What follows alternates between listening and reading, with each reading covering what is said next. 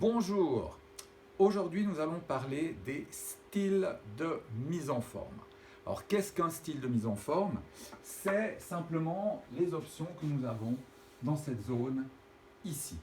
Sans le savoir, vous utilisez déjà un style de mise en forme puisque lorsqu'on commence un nouveau document Word, je vous demande de passer du style normal au style sans interligne. Alors quelle est la différence entre ces deux styles?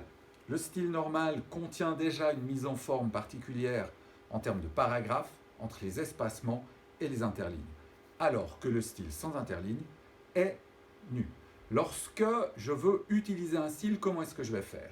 Eh bien, je vais sélectionner le paragraphe et puis je viens chercher ici un style. Et vous voyez qu'automatiquement, la mise en forme de mon paragraphe se modifie. Cette zone ici contient des styles qui sont déjà pré-programmés. Nous, aujourd'hui, on va apprendre à créer un style. Ensuite, je vous donnerai un exercice amusant où vous devrez créer plusieurs styles pour arriver à vos fins. Donc, le premier élément, je vais toujours choisir, si je veux créer un style, de partir sur sans interligne. En effet, ce style ne contenant aucune mise en forme, il sera beaucoup plus aisé de le modifier. Donc, je sélectionne mon paragraphe ici, Windows 13, et je viens sur sans interligne. Pour créer un nouveau style, je clique sur le petit bouton ici, style, et j'ai le volet des styles qui apparaît ici. Là, j'ai la liste des styles que je peux utiliser et différents boutons. Le bouton que nous allons utiliser, c'est celui-ci, le bouton Nouveau style. Lorsque je clique dessus, je vais avoir une boîte de dialogue qui va apparaître. J'aurai déjà ici des boutons d'accès rapide, mais également ce bouton, et c'est celui-ci qu'on va utiliser, qui va me permettre de travailler mon style. Alors, je vais faire un style un peu pétant. L'idée, c'est pas que ce soit joli, mais c'est que ce soit visuel et qu'on puisse le modifier par après. Alors, tout d'abord, je vais donner un nom à mon style. Alors, ce style, vous pouvez le baptiser d'un nom convivial.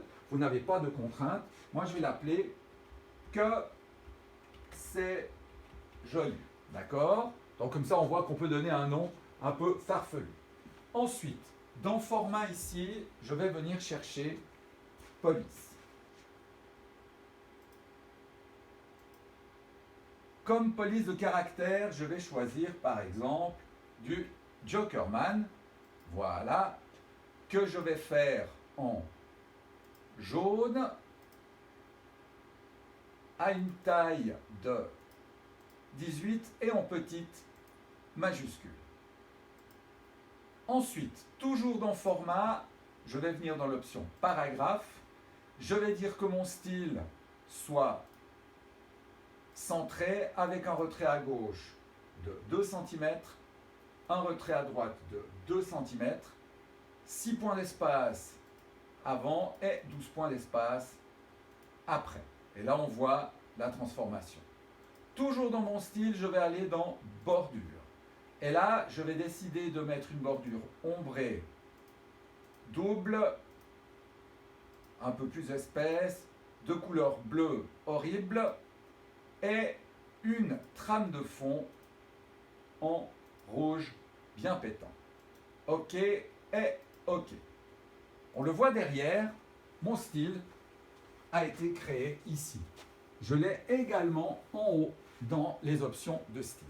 Maintenant, ce style, je vais pouvoir l'appliquer à d'autres paragraphes. Ça, je peux le ranger pour l'instant.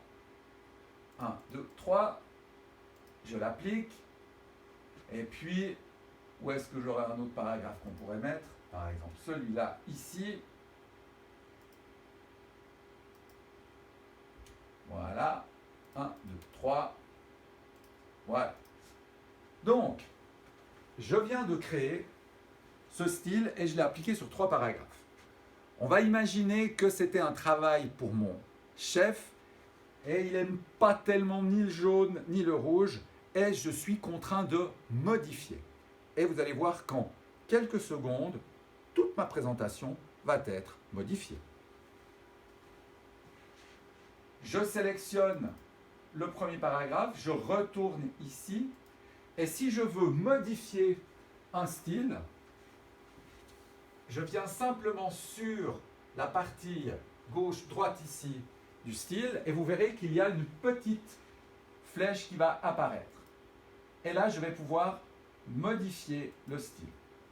Si nécessaire, je peux renommer le style, mais on va le laisser comme ceci, et je retourne dans mon bouton Format. Là, je vais réappliquer certains éléments. Alors la police de caractère, on va passer avec de l'impact. Je reste avec mes petites majuscules parce que j'aime bien ça. Comme j'ai quand même envie de mettre un peu de couleur, je vais mettre du bleu ici. Et je clique sur OK. Je retourne dans Paragraphe. Je vais mettre un alignement à gauche, enlever mon retrait, que je vais remettre à 0. 0. Et OK. Ensuite, je retourne dans mes options de paragraphe, pas de paragraphe, excusez-moi, de bordure. J'enlève ma trame de fond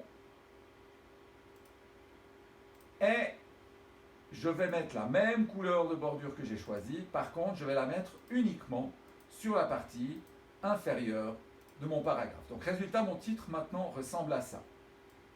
Pour l'instant, il n'y a pas eu de grande modification. Au moment où je vais appuyer sur OK, tous mes styles sont modifiés. Alors, quelle pourra être l'application, l'utilisation d'un style? C'est tout simple. Si vous faites votre CV, vous êtes d'accord que vous avez des titres de rubrique. Eh bien, dorénavant, j'espère que vous allez utiliser un style titre de rubrique.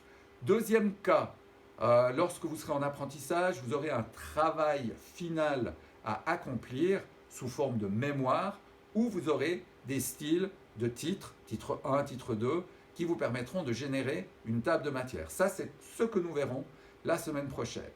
Donc aujourd'hui, nous allons travailler, enfin non, vous allez travailler ces styles. Je vous laisse créer vos propres styles, fabriquer ces éléments, me les envoyer par email. Par retour d'email, je vous donnerai un exercice qui nous permettra la semaine prochaine de pouvoir travailler les tables de matière. Je vous souhaite un bon travail.